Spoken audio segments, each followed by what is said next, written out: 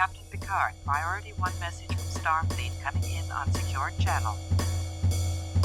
My Readier Room.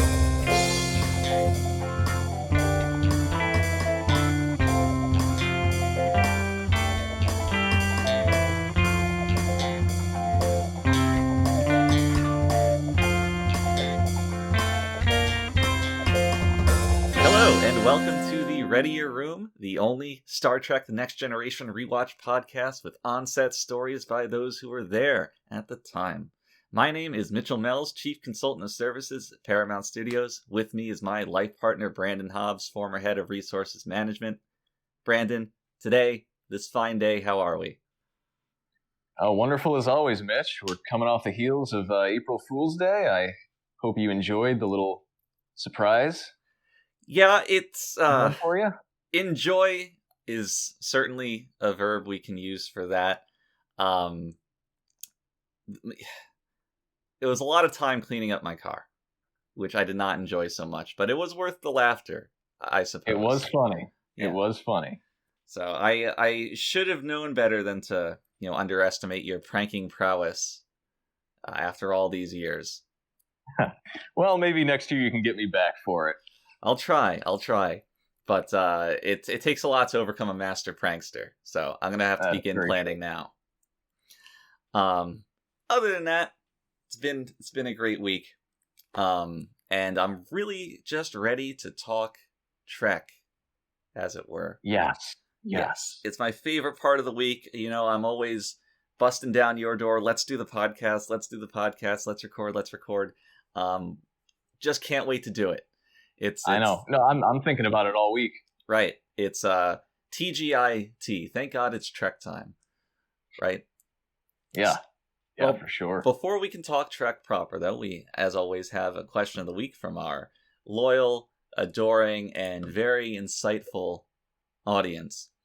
And this week's question comes from Jim H., who sent us an email to ask, quote, with all of the various costumes and makeup that each episode required, are there any interesting stories of wardrobe malfunctions or other such issues with things like prosthesis? Things like that. And Great question. Amazing question, Ensign. That's there's a lot of ground to cover here, and we're not going to be able to get to all of it today in this short question segment, but we'll definitely have to come back to some of the other ones. But as for one story, this one, it's kind of focused in the earlier seasons, mostly season 1. We had less of our shit together at that point, especially in terms of like wardrobe and makeup and such. In fact, in season 1, because there were so many episodes that had like very involved alien species that required a lot of attention from the makeup department, we didn't have enough money to hire them on full time for every episode. So there's some episodes, usually the more simpler ones, where people like Brent, whose characters required some makeup, actually had to do it just by themselves and apply their own makeup. And Brent, who played Data, if you're not in the know, which is okay, can't always be in the know like we are, hated it. He hated having to do his own makeup because it's so much. He had to put all that gray stuff like on his hands, on his face, his neck. It took a very, very long time. It was miserable for him. He couldn't stand it. Eventually, he had to get Will Wheaton to help him out in applying the makeup. But he had to get the back of his neck and everything. Oh, yeah, the parts he couldn't see. And you can tell when you go through it, the episodes, like, oh, this is one where Brent and Will had to apply the makeup, isn't it? Like, you can see the little absolutely inaccuracies and such. But yeah, I think it's kind of cool. It gives the whole thing kind of like this indie filmmaking big guerrilla style to it, like you just shoot and you take that take and you're done. And it's nostalgic in a way, especially as we got towards the further end of the series where everything was super professional, super on time and planned, and everything went according to plan. It's cool to look back at these earlier moments where things weren't so well executed. It gives it a charm. There's a lot of character to it, and you glean quite a bit from how the production went, just based on little things like that, which is really nice, I think, for the fans to see. It is, because I think it's one of those things where even if you don't know the full story of it, you can understand the greater feeling on set that things weren't so tight, and that helps you appreciate the final product a little more. Absolutely, and it's like a little factoid that you can bust out when you're talking Trek with someone to make sure they know that you know more about Trek than they do. Right. Which is always helpful. In a way, it's kind of like a secret handshake, I think. A lot of Trek fans, in assessing each other's ability, eyeing each other up, they'll put out a little known fact, and depending on who wins, that strikes the dynamic of that relationship going forward, who the alpha is. Absolutely, yes, absolutely, and that's one of the things I really love about the Trek fan base is just how much of a hierarchy there is. It's very, very rigid, very understandable. It's very Klingon in a way. Yeah, a little bit, and there's that's probably not a coincidence. It probably is modeled after that, and I guess what I'm saying is that you put in the effort, you rise up the ranks. It is a meritocracy. Yeah, Trek fandom is definitely something to be won and lost. So yeah, but our fans are amazing in that they're up to the task, and we appreciate that. We see you. Certainly. So yeah, thanks, Jim. Great question, Jim. Reminder to everybody else, if you want to be like Jim and have your question answered on an episode of the Readier Room, you can either send in your question on Twitter, which is @thereadierroom, or send us an email to our email, which is thereadierroom@gmail.com, and that has a capital T, a capital R, and a capital R. And we are looking forward to your questions about Star Trek The Next Generation. All right. Indeed. So that brings us to the topic of today's episode, which is the episode titled Datalore. What number is it? I believe it's episode 12. I think it's episode 12 too, so it must be. It must be episode 12. We've never agreed on this before. Yeah, so Datalore features the long-awaited return of Chief Engineer Argyle. Yes, which it really should have been titled Datalore Argyle. Yeah. I mean, it was a big event. First appearance of fan favorite Lore. Right.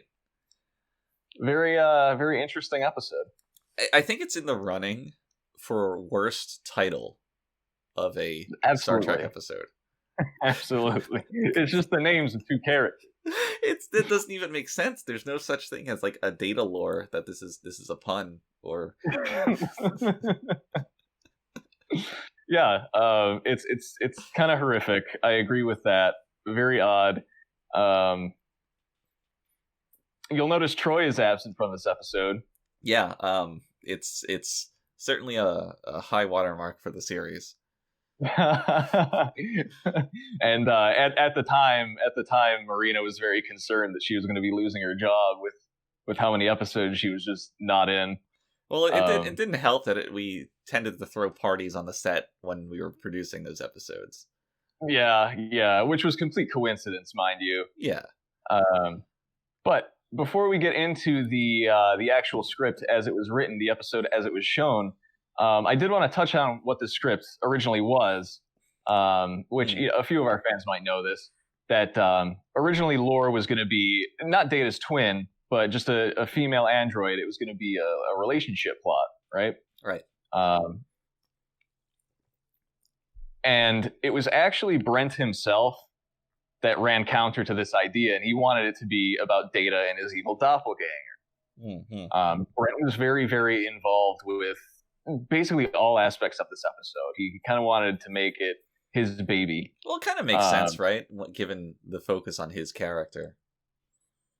Yeah. Now, the thing that is weird is, I mean, you can get a lot of character episodes, right, without having to use the tried and true evil doppelganger trope, right? Now, the reason we did end up using this trope was, I think, pretty obvious, even to the fans. Trent, he was a notorious gambler. Right. Spent basically all day at the tracks. So the way I hear it is, one day he goes to Brent and he's like, can you get me a job working on Trek? How hard can acting be after all, right?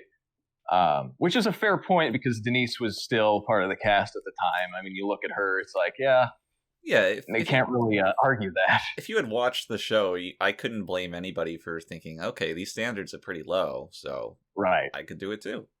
Yeah, I could absolutely do it. Right, exactly. I mean, I think we could have done it, but unfortunately, we had higher callings Yeah. at the time. Well, there's a lot of the creative process. It's in fact more creative behind the camera, right? So yeah, it absolutely is. our talents were absolutely much better put to use Mhm, on mhm. that side of the camera rather than on Yeah, stage. I think it would definitely be fair to say that without us, things would have absolutely fallen apart. It would have been complete chaos. But Definitely. we can get into that at some other later point. So yeah. Now the question becomes, why did he actually get hired, right? Right. And it's really no secret that Gene at the time was kind of declining, right? This was his last Trek script. And he, for whatever reason, made the call to both change the script and hire Trent. Double whammy.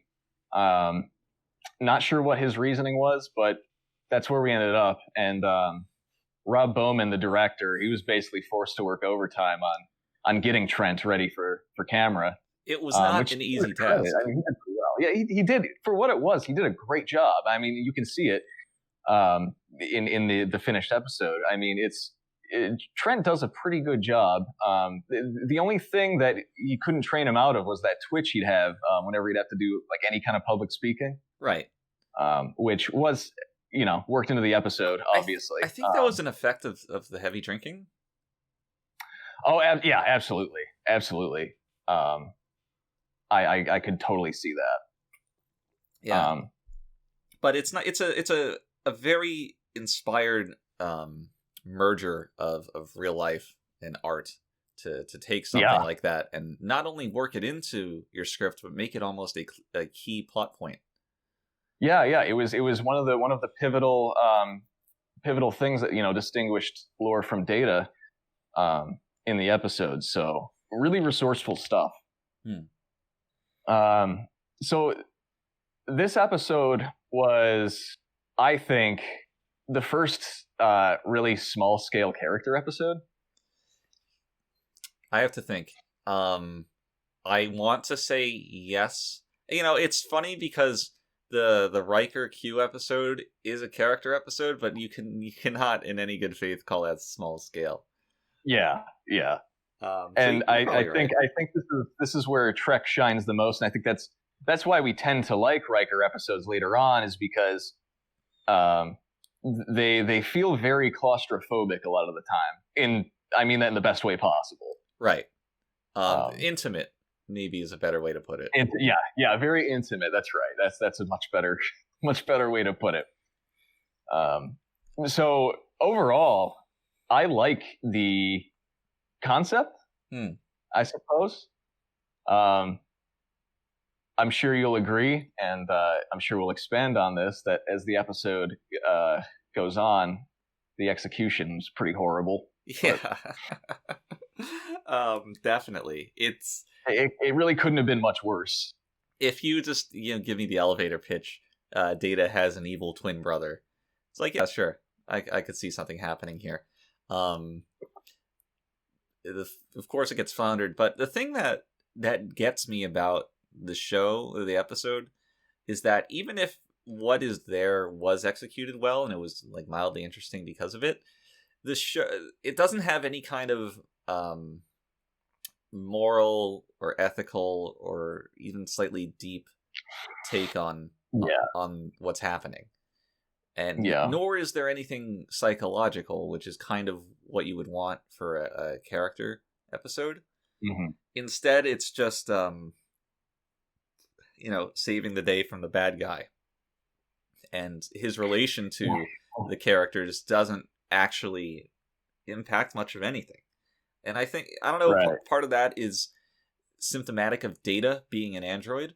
They can't exactly show Data emotionally struggling with what's happening with his brother, because that's just not something Data can do. Now they do later in the series, they play with Data's ethics, like in that episode where he's abducted, but it's a little different than an outright emotional struggle. definitely. Which is what this type of episode would naturally lend itself to, given the premise. And they vaguely touch on, I guess, the crew's kind of hesitancy or hesitance to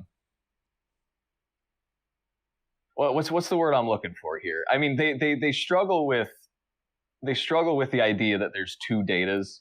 Yeah. We get a couple of lines where Picard refers to Lore as an it. Right. There's a little something going on there that I guess is maybe a little bit on the nose, and isn't really developed in any way that they could have probably spun into something a little more interesting. Yeah, they tend to dehumanize Lore, which I don't entirely buy. Like, that whole dynamic felt pretty unnatural to me for a number of reasons. I don't immediately grasp why they would be so accepting of Data as a person, but not Lore, because the origins of Data are not unknown to them. They know that he was built, that he's parts that are put together. Right. Nor do I get the opposite of that, where they really want to be, I guess, kind to Data in referring to him as a human, because there's several times throughout the series where they're very, very open about just seeing Data as a machine. Like, they are pretty hostile. Yeah, going back to the episode where Data gets abducted, like, they believe Data dies in that episode, and upon seeing his death, Picard's just like, all right, let's get out of here. Yeah. Now, I can understand the inclination of the crew to see Lore as more of an object, because they find him kind of broken into pieces, shut off. I mean, it's a very obvious reminder. You see Data walking around all the time. I imagine it would be easy to start viewing him as a living being. When you see a robot broken down like that and turned off, it's a pretty obvious reminder that, oh, this is a robot. It is basically a thing, I guess. So I can see when they're talking about, when you get that scene where Picard calls Lore an it, Lore is still in medical bay, which we need to talk about. He's still in medical bay, trying to get turned on, right? So excellent phrasing. That didn't come out quite the way I wanted to, but so I find those scenes where they tackle this subject to be written very clumsily. Definitely, it's not.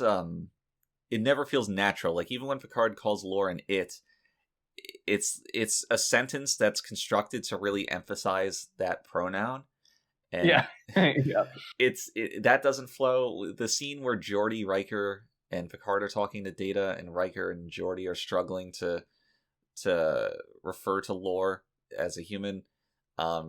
It's written where they speak with no confidence, and they're like pussyfooting around the whole situation. Where nothing in that scene clues you in to the fact that you're supposed to feel uncomfortable with the way these people are acting. Right. It's unnatural. The entire thing of it. It's unnatural just in a more general sense of human speech in that context. And it's unnatural knowing what we know about the characters. Because with Geordi is a kinder person. He would probably just outright be referring to Lore as a human being. He's more in touch with technology. He is very close with Data. So it makes sense that he would kind of start there where Lore is equal to Data. Whereas Riker is just kind of like a brash asshole who just tends to just, put his foot in his mouth a lot and be rude. I mean, what we know about Riker thus far is that he's a huge piece of shit. Yeah. So him like trying to be mindful and not minding his words and not knowing what to say doesn't really fit with him either. I do like the way Picard is shown handling both of these situations, where he kind of like cuts into the conversation. He's like, all right, we're all pretty uncomfortable in what we're trying to say here, but let's just set this record straight. And later on, when Data points out his his incorrect pronoun usage, Picard's like, "Oh, I understand. Sorry about that." This is very upfront about apologizing, and that plays well into Picard's character. It speaks to his character well, and that's like the only saving grace of all of these interactions. Yeah, exactly. And had those lines by Picard been preceded by a scene that actually made sense, it would have worked out very well. I think we can agree on that. Mm-hmm. I do, like I just said, I do want to touch on why Dr. Crusher is such an integral part of rebooting lore. Yeah, this is like the Crusher's involvement. Both Crushers, I would say, Wesley and Dr. Crusher, Beverly Crusher, first name Doctor. Their involvement in this episode is very, very strange to me, where that they needed somebody there to fill both of these roles, but it could have been anyone. Crusher's role as a doctor doesn't really play into this because her skills aren't needed. It's the engineers that are working on lore. Right. The only thing that I could think of where she might be needed is her knowledge of just general anatomy, because it's an android. But that would only really go to a superficial level. She wouldn't be that involved. Right. So it's really just because she was in medical bay at the time to hear, for Data to say this thing to her about the off switch that he has. That's the only reason that she's necessary to be there. What a clumsy... He just gives her the solution to the episode. Right. And you're sitting there watching it, and it's the solution to the episode. It's framed in such a way that you can't help but be like, oh, that's it. That's what they're going to use at some point. Wonder if this is going to be important. I wonder how they're going to turn someone off. Yeah, really, really clumsy stuff. And then Wesley is... he just because of his general like wunderkindness that he's perceptive of lore and Data's identity. Like that's it. He's so smart. We get perhaps the worst handling of Wesley Crusher solving the day yet. My god, it's unbelievable. It's really unbelievable. Like, anyone could have inferred what he infers this episode, right? But instead we decided to make every other character just a complete idiot and like aggressively stupid. Yes, that is a good adjective. Aggressively, just wow. I don't even know what to say because it is so poorly written. This may be the most poorly written just segment of an episode so far. Yeah, this might be the nadir of season 1. I assume we're talking about the scene where on the bridge Wesley correctly identifies what's going on, and people just literally cut him off mid-sentence to tell him to shut up. Yeah, which is hilarious, mind you, yes. but really inappropriate given the situation. Yeah, it's not appropriate. It's not funny for the right reasons. Yes, and it's ridiculous that okay, let's go through all the reasons why this is ridiculous. It's Picard who tells him to shut up, which is just an extremely strange thing for Picard to say to anybody in any situation. The phrase "shut up." That's just not Picard. But yes. For Picard to shut down a line of reasoning that could potentially be true after praising Tasha Yar for doing the exact same thing earlier in the episode. And I recognize that is supposed to be some kind of commentary on how they're treating children versus adults. Like, Wesley Crusher makes that point. It's like, oh, if an adult had said this, you would have taken me seriously.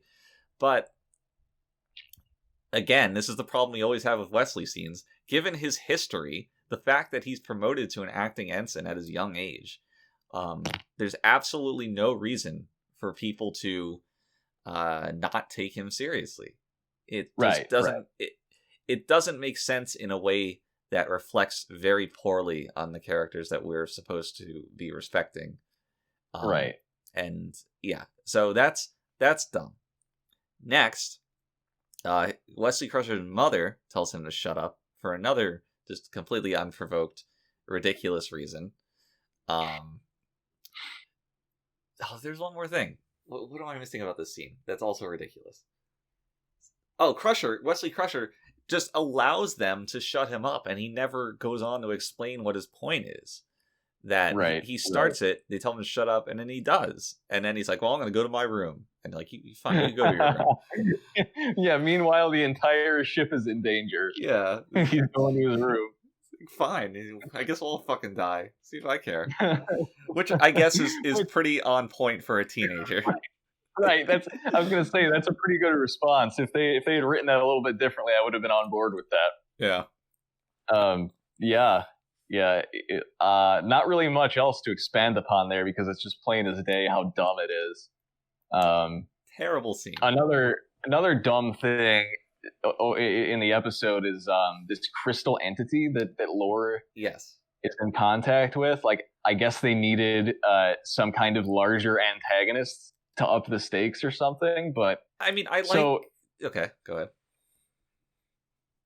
Well, I just wanted to run through how the hell he got in contact with this thing. Yes, because they go down to the planet at the beginning of the episode, go into Dr. Noonien Soong's base, and they find him broken up into all these little pieces, right? Yeah, just different body parts. Like there's his foot, his head, his torso. Which, by the way, at this point, I have to say, Ron Jones' soundtrack for this episode is absolutely amazing. I was gonna say loved it. That I really liked the set when they go down on the planet and go into the lab. It's the same soundstage planet that we always go to, but they have this nice like set of stairs carved into the rocks, and it's like everything's misty and it's atmospheric. It looks better than it usually does, and I agree. I liked the laboratory set too, and all of that I agree is heightened by the music, the score that plays. Well, throughout the whole episode, of course, but during those scenes specifically. Yeah, it's got this like very haunting sci-fi feel, very very alien feel to it. Which I think that's maybe one of two times so far that the music has really jumped out at me in this season as being notable. Yeah. I mean, not that the rest of it isn't good. It's just So they find Lore in pieces, right? And they also find these crayon drawings, pasted to the wall of what looks like an explosion in the air. There's a bunch of them too, and what they all look like children's drawings. The common viewer might think that some of the people on set, they had their children draw something, we used it. Not the case. Those are actually drawings by our own esteemed artist Michael Dorn. It became a bit of a running joke that Michael would be, doodling during all our table reads, just writing in the margins of the script because he was bored. And his style as an artist is unique. It's I would say it's intentionally primitive. And that style was very useful for this. We needed to have these drawings, and we wanted them to have a certain look. And we all realized kind of collectively, it's like, wait, we can get Michael to do this.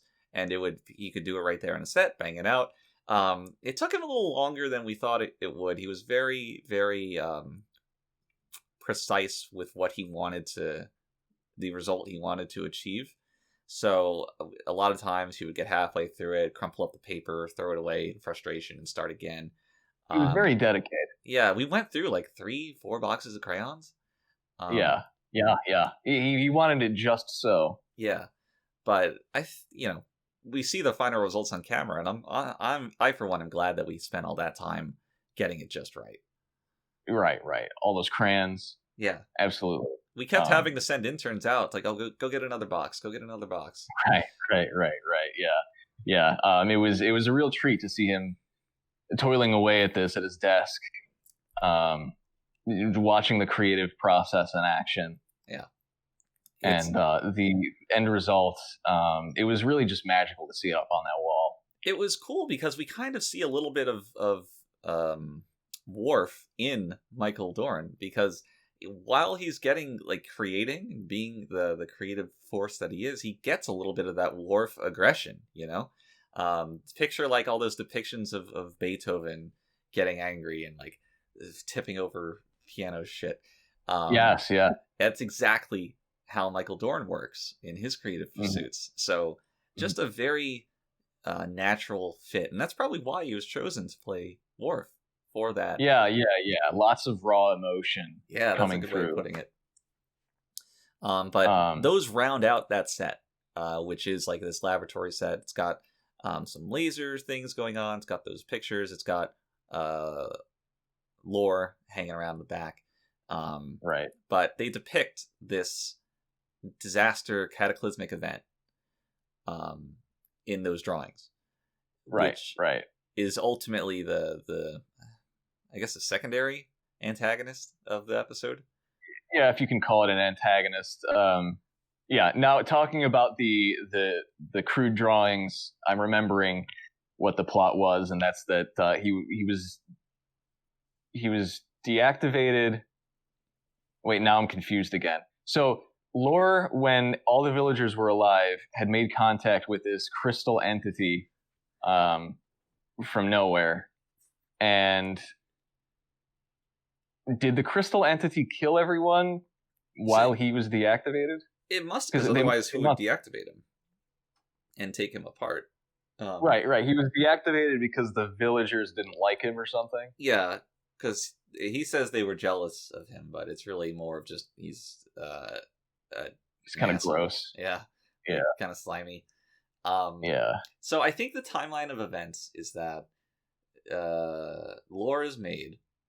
He makes contact with the crystalline entity to flag it down to come to his planet, I guess. Then the villagers take him apart, or the colonists take him apart because they don't like him. Then the crystalline, and then Data is made and also left deactivated. Then the crystalline entity comes and destroys all life on the planet. And then sometime later, Data is found by the Federation. Okay. Now, and I just realized I don't even care. Yeah, as you were explaining that. The thing is, though, is that I like the crystalline entity and what it ultimately becomes throughout the series, where it's this. I like it more when it's not in contact with Lore, when it's just like a very understandable,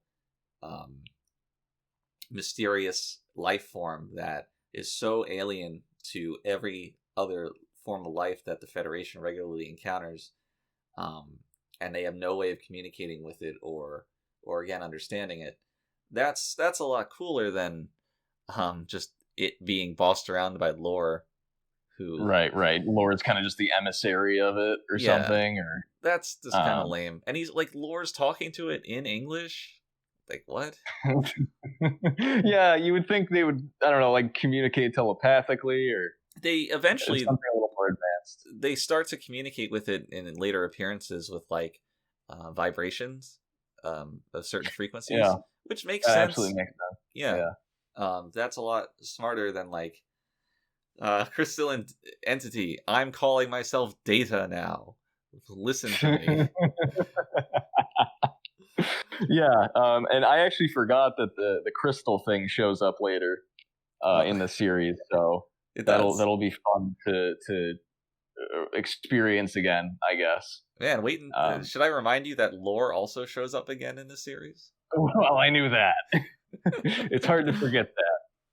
I mean, it's hard to forget all the times we had to work with Trent, but yeah, we'll get to that in a bit. But so they go down, they find Lore, they take Lore back to the planet or back to the starship, the Enterprise, and it's at this point that I find it ridiculous that Lore is, if you look at the props that are used to depict his various body parts before they're constructed, looks like he snaps together like an IKEA product.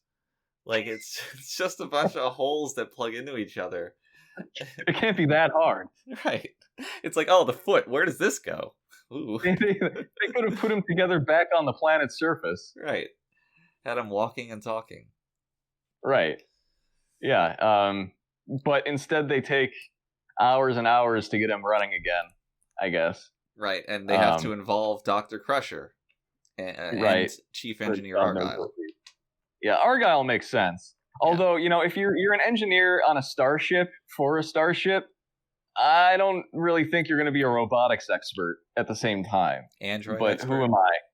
Yeah, an android expert. Sorry. It's okay. I misgendered it. But it goes, it is relevant to say, but it's like they just needed a science guy to helm this. And it's like, who on the cast can we get to do it? But yeah. So this is where we get that revelation that Data has an off switch in the small of his back. Yeah. Oddly enough. Which seems like a very precarious place to put an off switch. Like you could just accidentally bump into something and turn yourself off. It feels like all that cheesy sci-fi where like somebody reaches up to a robot character and just kind of taps them in one place and their body just goes limp like instantly. Right. And it's like, whoops, I turned it off. And that's exactly what it is. That's exactly what that is. So, yeah. And then, I think we kind of touched on basically everything up to the point where Lore lures Data into his room. Which, by the way, there's a lot of people walking into Data's room in this episode, so that's going on the list. Yeah. Wesley walks in on him sneezing. I almost didn't recognize the room because it changes so much later in the series. It does. It gets much larger, first of all.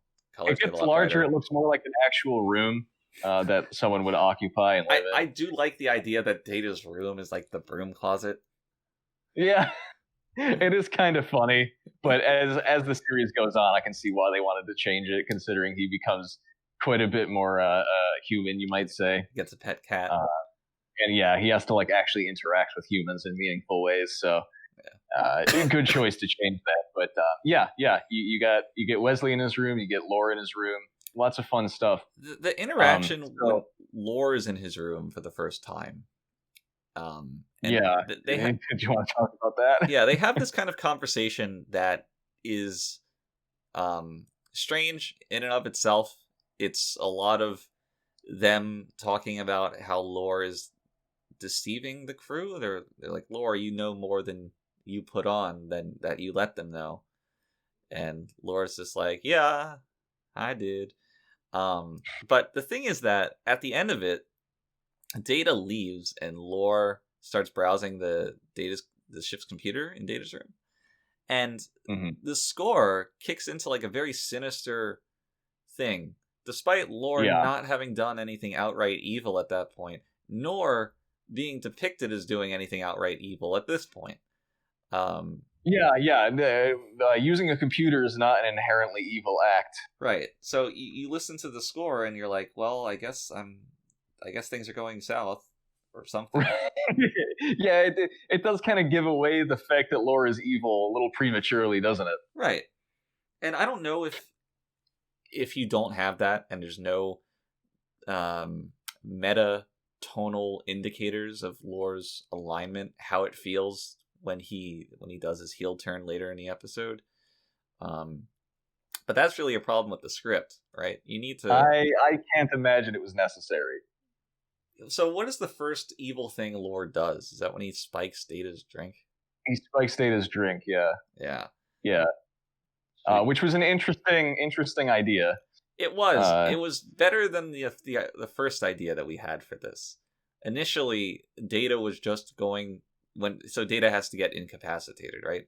The first idea was that, well, Data just gets tied up. And that's like a very classic movie way of incapacitating somebody. Like, their wrists and their feet are like tied up and they have like a gag on or something. And of course. Yeah, and that was going through, that made it all the way through to the end of, not to the end, of course, but to shooting. Whenever somebody realized, like, well, Data's super strong, what are you going to possibly tie him up with? Right through it. Yeah. It didn't make much sense. So Gene was watching all this, of course, and he's like, well, how about this? How about Lore spikes Data's drink and knocks him out? And it's like, that makes a little bit more sense, even though Data's an android, but yeah, that'll probably work. The general reaction was to go for it. So Gene kind of just had it on him. He's like, all right, well, we'll use this. He pulls out like a vial from his pocket that kind of looks like the kind of thing you would use to do that. And it was the perfect prop.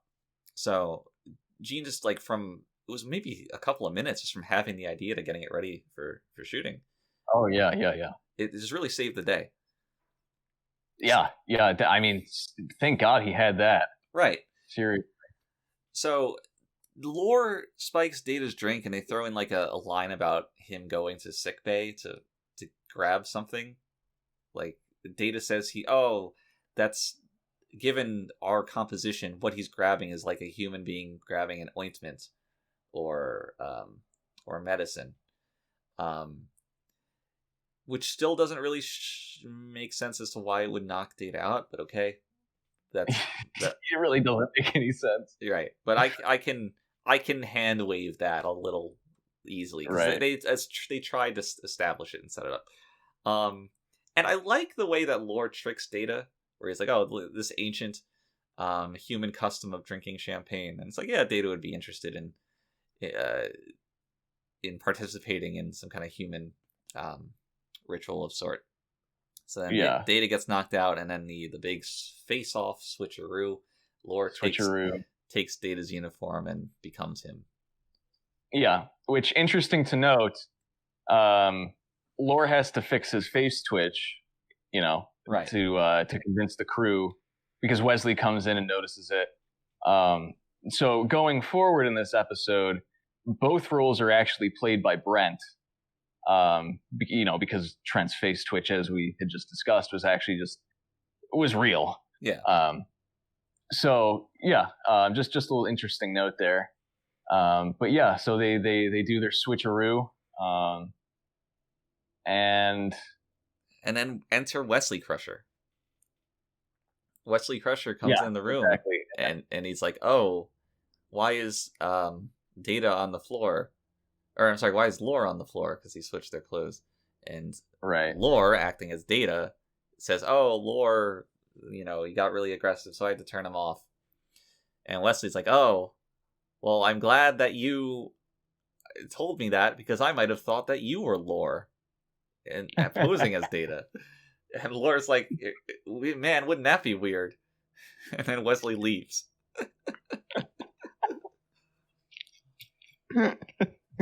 Yeah, really, really bizarre exchange there. I'm not sure what they were going for, but it didn't work at all. And so there are two things that this episode really emphasizes that differentiate Lore from Data immediately. Right? There's the face twitch, which he fixes, and then there is apparently Data's inability to use contractions. Right, his speech. Despite the fact that he has used contractions before, and he uses a contraction at the end of this episode. Did he use one in this episode? I didn't notice that.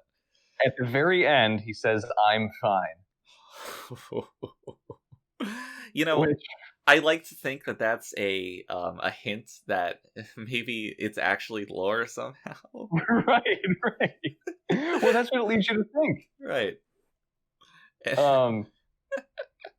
The series takes a whole different tone if you imagine that from now on it's Lore on the Enterprise, and every time they encounter Lore in the future, it's Data. Right. And they just use each other's names for some reason. Yeah, so that's a cool idea that Data cannot master human speech enough to use like contractions, and I like that nugget of an idea, but you can't possibly attempt to make that work unless you're going to be very, very careful about reviewing the script and making sure he doesn't accidentally use one. Because it's blatantly false at this point. Right. And they've mentioned it before. It's not like they just came up with it in this episode, and all of the ones before it kind of get retconned. No, they've mentioned this idea in prior episodes. Mm-hmm. But he does use contractions in prior episodes, so yeah. So it's kind of just moot. Yeah, really.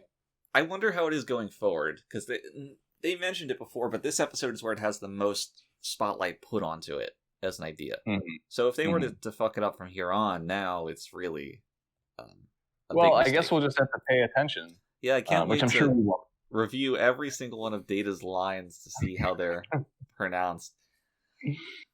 Um, But that God, the facial so, tick, so Lore uses some kind of blue flashlight to remove his facial tick and put it onto Data, which Right. is perhaps the pinnacle of just Star Trek gadgets can do literally anything. Because, like, imagine programming something to do that. Like, what are you even trying to do there? yeah, I mean, I understand the removal of the tick, but I don't understand the transferring of it to someone else. Like how that would work. Well, or why you'd want to do it, Well, or he why shows bother? Data in his turned off state. He shows Data's face twitching to Wesley, and he's like, "Look, he's twitching in his sleep. He's Lore." Right. Which he does completely unprovoked. And again, It's such a convenient little tool. It is. And if that's the case, why? Well, I mean, we know why we established him with a face tick, of course, but yeah, it's. We talk a lot about how the things in the real world can add to the final piece of art. This is a case where it took away, where Trent's facial tick just ended up creating a contrivance within the show itself. Right. Yeah. But you got to bend sometimes to make things work. It was unfortunate, but I think we did the best we could do. We did. So after that is when Lore kind of kicks his plan into high gear, trying to communicate with the crystalline entity, and the entity shows up. It's like chasing the Enterprise, but it's not being hostile to them. And I don't know why it's not. Like, what is the plan here? Is for the entity to just hover around the ship? Isn't it supposed to eat everybody inside? What does the entity really want? It eats these things, right? Does it? Well, it destroyed all life on the planet, but I thought it absorbed. Absorbed. Yeah, I guess that would make sense. Right. I guess it might be kind of reaching a little too far in trying to figure out why Lore cares about this. Yeah. Or wants this to happen. There's a number of things that are left unanswered. It's like, why they mentioned that Data was turned off so that the entity didn't eat him, but Data's inorganic matter. It's not gonna.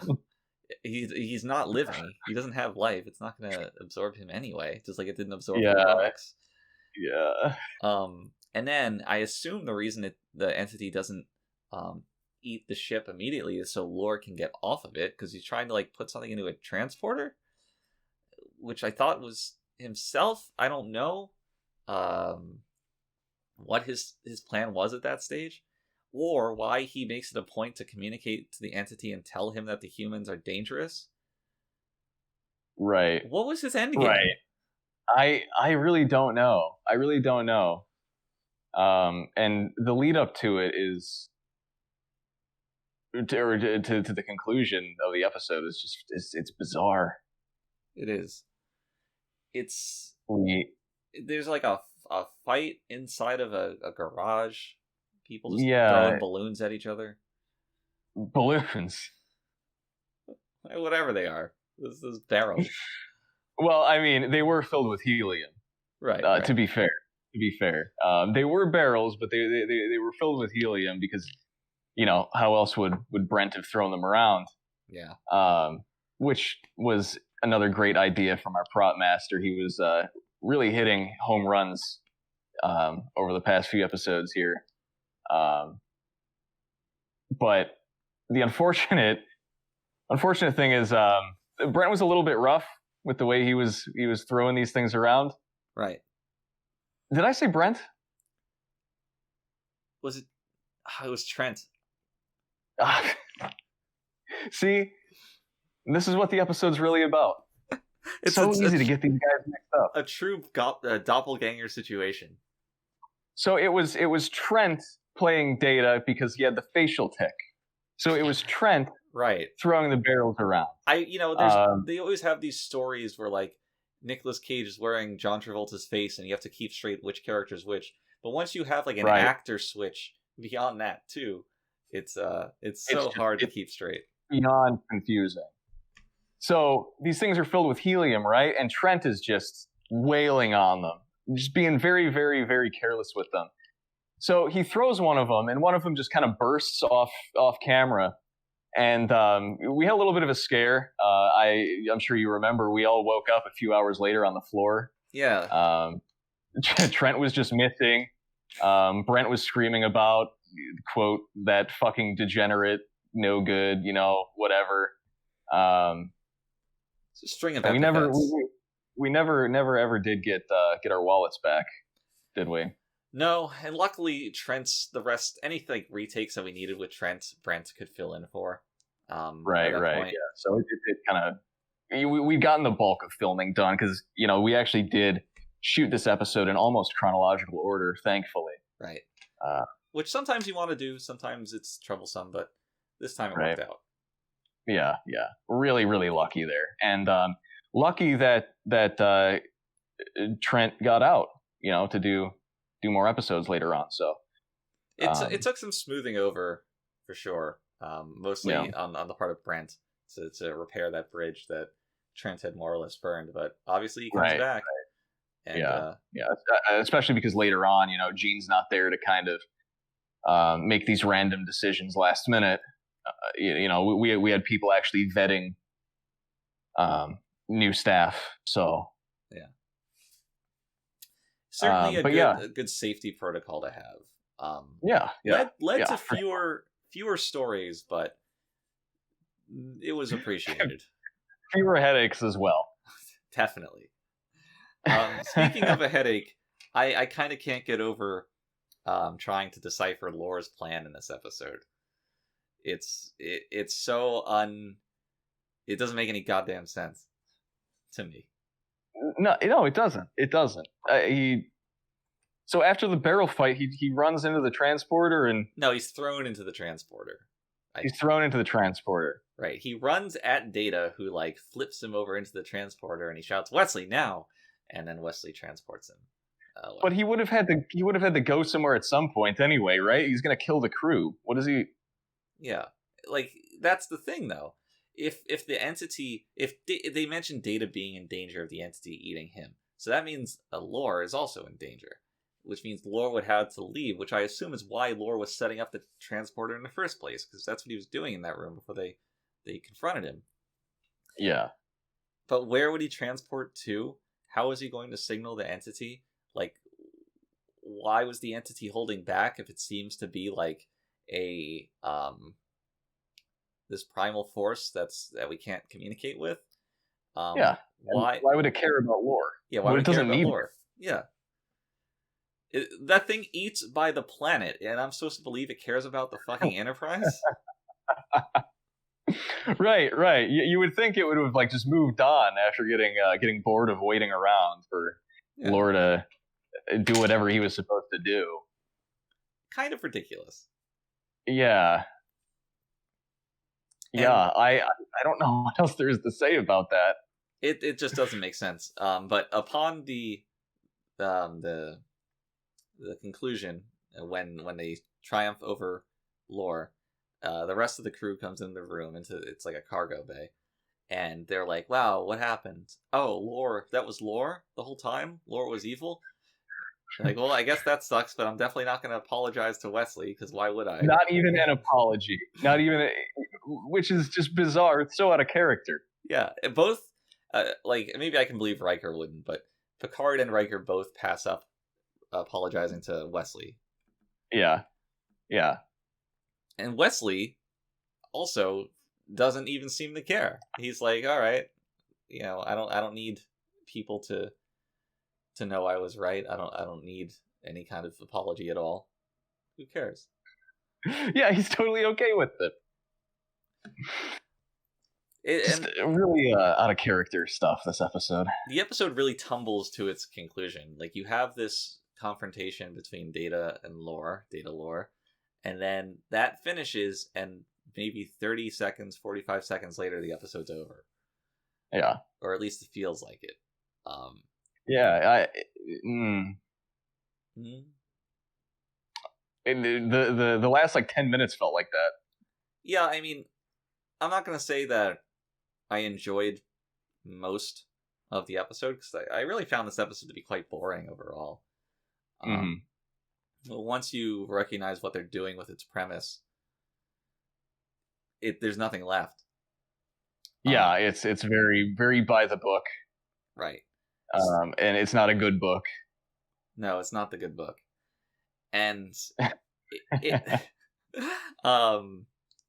because of that, it's just, I would describe this boring episode, uninteresting episode, and a boggled episode. Or no, I'm sorry, a bungled episode. How many cups of Earl Grey tea would you give it? I would give it 2 cups. 2 cups. I think if your rating scale is 5 cups or 10 cups, it would still probably be 2 cups. Number of cups doesn't change. Number of cups doesn't change. It's a fixed constant. I think I would add half a cup, or maybe a dash of sugar, just because I like the concept so much. That makes it worse to me when I'm talented with what could have been. I guess so. You know, it's I don't want to spend 43 minutes just thinking of a better episode in my head. Right. Yeah, that's fair. That's fair. When you see the opportunity squandered, it's very frustrating. Especially coming off the heels of last episode where the concept was so dumb, but in practice it did kind of work a little bit. Good God, what was the last episode? Was that the one with that Troy's mother? No. That was the holodeck episode. Oh yes. Remember we talked about how much we enjoyed the Picard moments, but everything else kind of sucked. Yeah. But the Picard moments made it kind of worth watching. Okay, how about this? How many more cups of tea would you give this episode had Dr. Crusher performed the entirety of it in her wardrobe from the previous episode? 3.5? I buy that. I think that's fair. Oh, we should mention that Crusher gets lit on fire at some point in this episode. Does she? Yeah, so Lore fires his phaser at her. Oh, that's right. And it hits her, and she's like fine, but her sleeve catches on fire, which was an oddly elaborate thing to pull. To me, like, you could have just had it hit Crusher, and she like dives out of the room. Do phasers cause fire? Has that been established? I don't know. I don't think they do. I assume they use some kind of heat, maybe, but you're right in that. Yeah. People get shot with phasers all the time, and they're wearing clothes, and nobody's ever lit on fire. They don't get lit on fire. Right.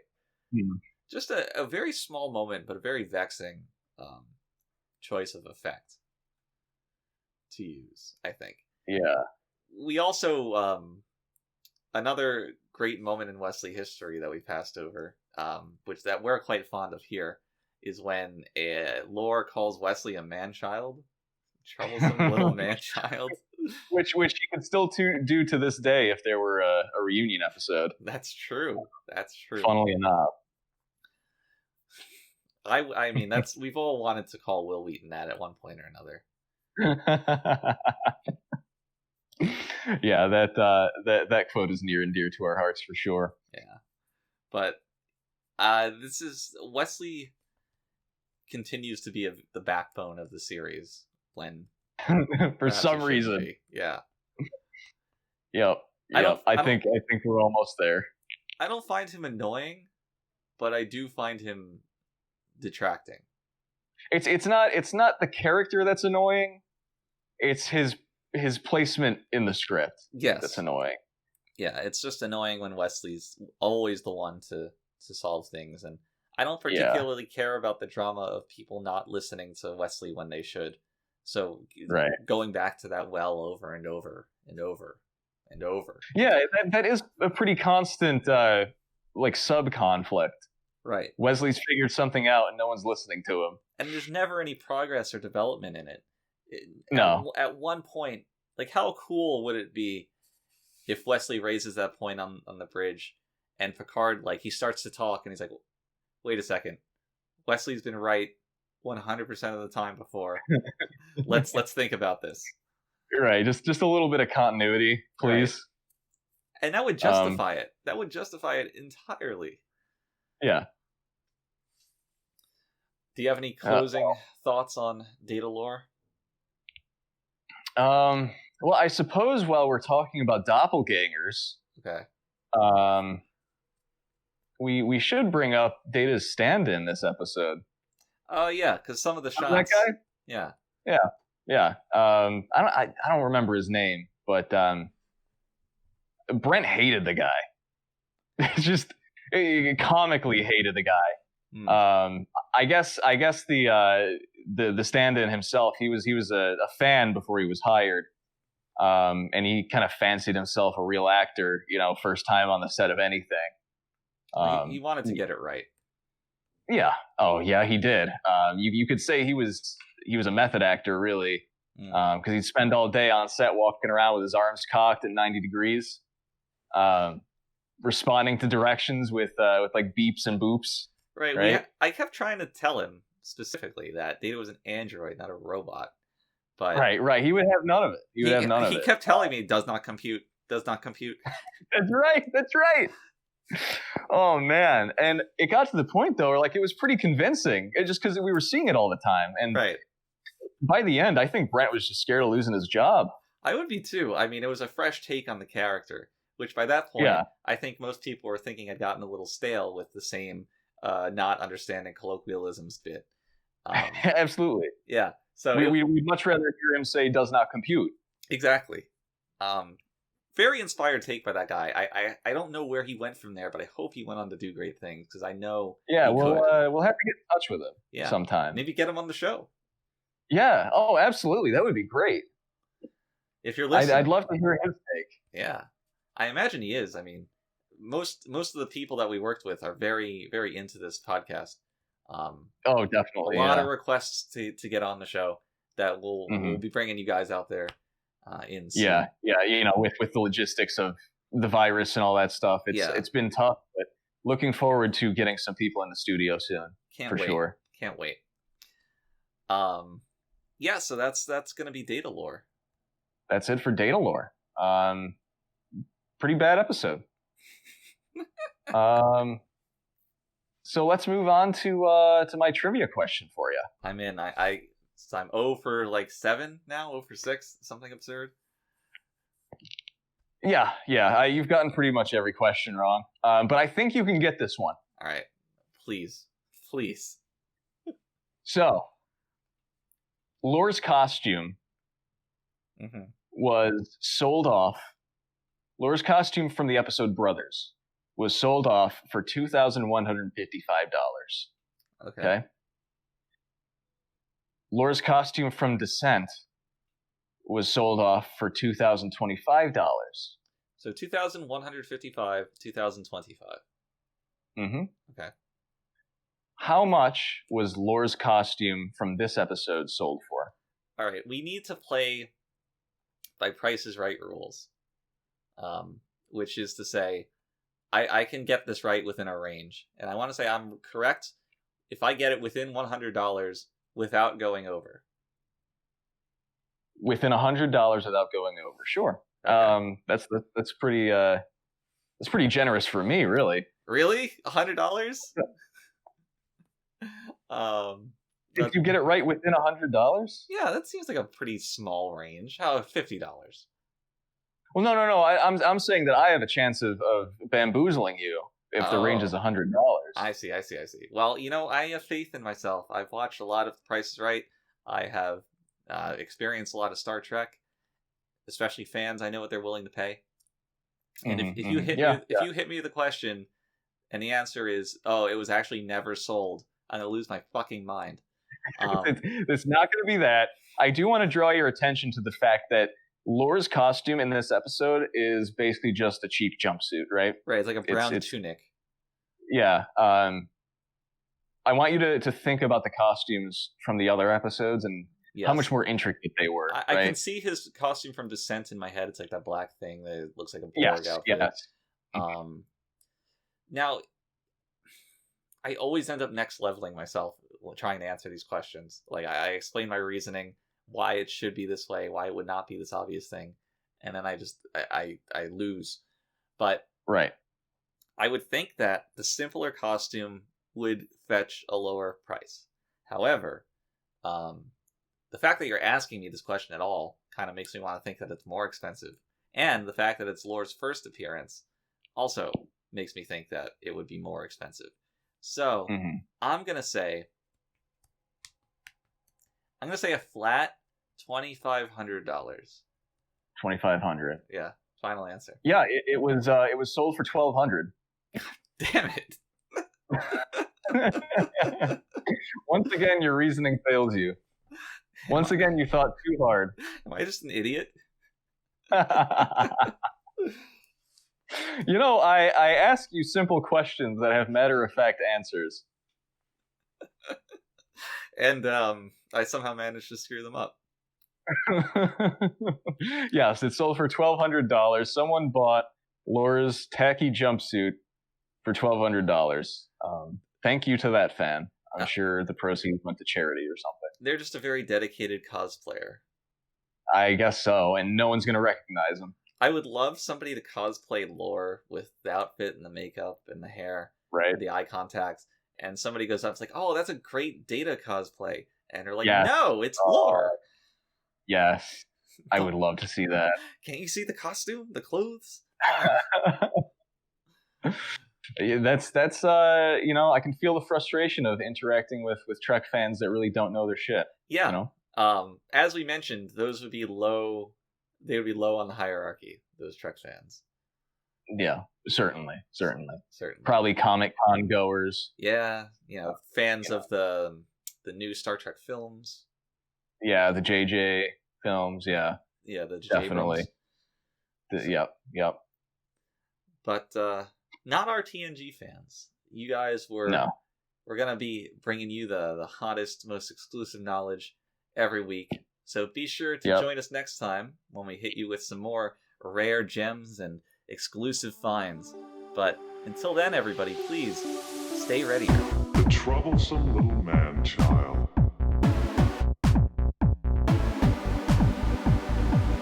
Consider that in the history of many worlds, there have always been disposable creatures.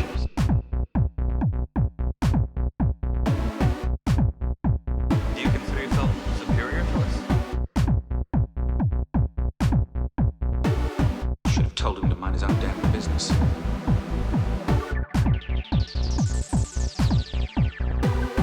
When I stroke the beard thusly, do I not appear more intellectual? Computer, freeze program.